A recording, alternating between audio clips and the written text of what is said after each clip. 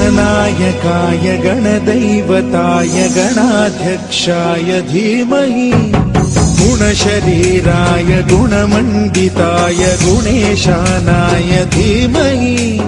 गुणातीताय गुणाधीशाय गुणप्रविष्टाय धीमहि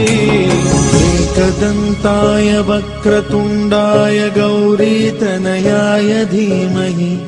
गजेशानाय भालचन्द्राय श्रीगणेशाय धीमहि एकदन्ताय वक्रतुण्डाय गौरीतनयाय धीमहि गजेशानाय भालचन्द्राय श्रीगणेशाय धीमहि गानचतुराय गानप्राणाय गानान्तरात्मने गानोत्सुकाय गानमत्ताय गानोत्सुकमनसे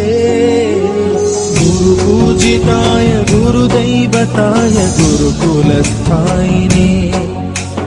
गुरुविक्रमाय गुह्यप्रवराय गुरवे गुणगुरवे गुरुदैत्यकलक्षेत्रे गुरुधर्मसदाराध्याय गुरुपुत्र परित्रात्रे गुरुपाखण्डखण्डकाय गीतसाराय गीततत्त्वाय गीतगोत्राय धीमहि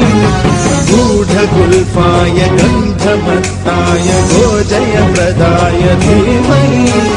गुणातीताय गुणाधीशाय गुणप्रविष्टाय धीमहि एकदन्ताय वक्रतुण्डाय गौरीतनयाय धीमहि